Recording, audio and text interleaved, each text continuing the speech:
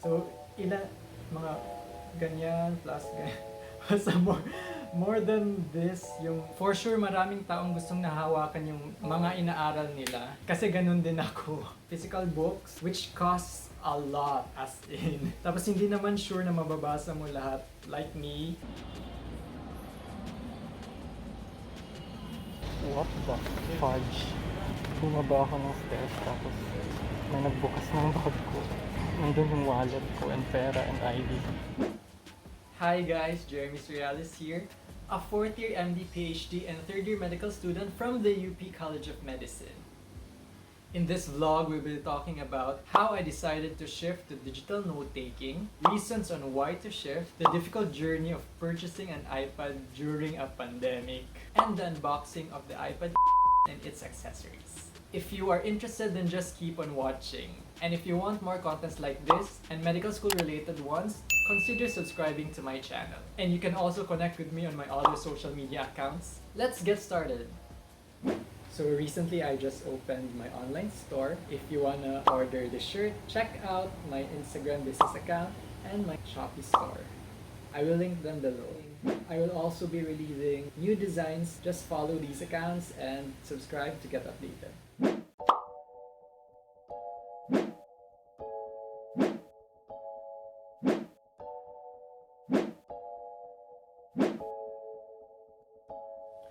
Before shifting to digital, it took me more than a year to finally commit to it. I personally asked people about their experience, asked on social media, made an Excel sheet on the pros and cons, and also made a handwritten pros and cons table. Everything. Yung mga may commitment issues dyan, you can relate. Kasi naman you'll be spending a significant amount of money, so dapat pinag-isipan para no regrets, di ba? So for context lang, dati I was really resistant to shifting to digital because I got used to printing my readings, book chapters, trances, and I love highlighting and writing notes on them. For sure, maraming taong gustong nahawakan yung mga inaaral nila kasi you feel like it's easier to remember yung alam mo yung page, tapos pag flip mo, nandun yung next, di ba? Kasi ganun din ako. However, this pandemic has forced me to shift to digital. Kasi nung umuwi ako ng province in Bukidnon sa Mindanao, hindi ko pwedeng dalhin yung printer ko kasi mabigat, bulky, and meron akong maleta, meron akong backpack. So ayun, na-force akong magbasa sa laptop, mag-aral sa laptop, gawin lahat sa laptop kasi hindi ako makaka-print. Tapos ang hirap pa mag-highlight using preview, yung sa Mac na preview, PDF reader, kasi hindi mo siya nakokontrol ng maayos, tapos hindi ka makakagawa ng handwritten notes. Tapos after 3 months, nung bumalik na ako ng Manila, nagloko yung printer ko, and ayaw kong mag-travel and gumastos ng extra just to get it fixed kasi mahal. Ako gumastos. So more reasons for me to shift to digital. So ayun, nung napag-decidean ko na yes, mag-shift na ako to digital. And before purchasing again, I personally asked people on which iPad is better, which storage option is appropriate for students, especially medical students, for academic use. Ask on social media, nagpa-poll ako sa Twitter, made an Excel sheet again sa mga pros and cons of the budget iPad, iPad Air, iPad Pro, and again made a handwritten pros and cons table na naman of the options like comparing the features, prices, cost efficiency, etc. After that, based on a long deliberation with myself and data-driven decision-making, I finally decided to get an iPad 8th Gen Space Gray 128GB. According to my friends, sapat na yung iPad 8th Gen, sapat na yung specs niya for a medical student and for academic use. And yun lang naman yung paggagamitin ko sa kanya, academic use. And yung 32GB daw, hindi talaga siya enough. Parang pang 1 year lang ata siya na storage. Pero yung 128GB, may mga friends akong umabot na ng 3 years. So from first year med hanggang present, hindi pa napupuno yung 128GB for academic use.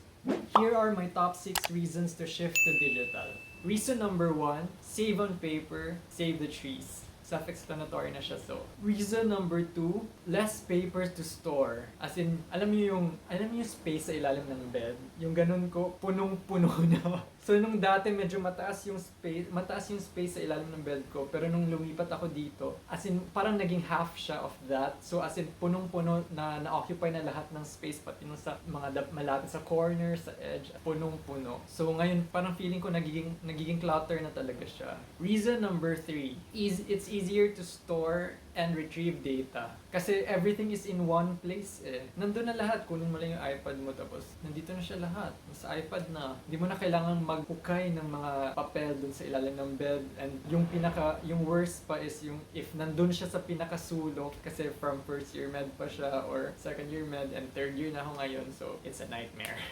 And maalikabok. Dami ko pa namang allergies. Number 4, it's lighter versus physical books. For example, when going to school or studying out, for example, yung rotation yung is cardiology, tapos kailangan mo ng Harrison's Principles of Internal Medicine, tapos ganun yung kakapal, yung isang volume. Baka kailangan mo din ng Robbins for histopathology, tapos meron ding Moore for anatomy, tapos Guyton and Hall's medical physiology. So, mga ganyan plus ganyan. Basta more than this, yung thickness ng 4 na books na yun. Ang bulky nun pag pupunta ka ng school or magsa-study out. So with the iPad, eto lang siya. Ganito kanipis. Nandiyan na lahat, di ba? Reason number 5, it's cost efficient in the long run. So you don't have to buy a lot of physical books which costs a lot as in. Tapos hindi naman sure na mababasa mo lahat. Like me, I bought Moore and Guyton and Hall. So anatomy and physiology. Mga 10% lang ata around that yung nabasa ko sa whole book. nung first year. So there are a lot of available resources online where you can download ebook version of your textbooks. Tapos makakasave din kayo ng printer ink. Reason number 6. Medyo artsy kasi on a person. And one of the main reasons kung bakit gusto kong mag-iPad is gusto kong mag-draw and mag-design ng products using Procreate. Kasi I've heard of good reviews about Procreate. So,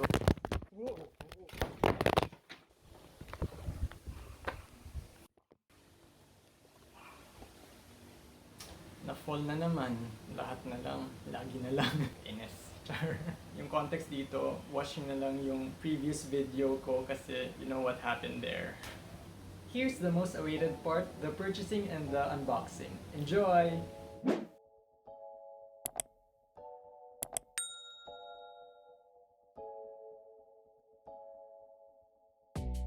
So here I am mag-check out ng iPad accessories kahit wala pang iPad kasi out of stock yung mga 128 gig.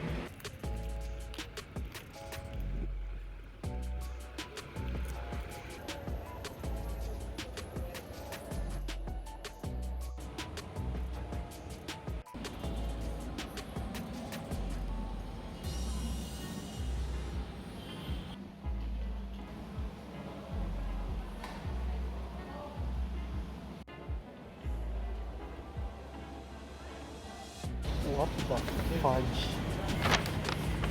Bumaba ako ng stairs tapos may nagbukas ng bag ko. Nandun yung wallet ko and pera and ID. Oh my gosh. So, biglang ang dami sumama sa akin pagbaba. Gulat ako.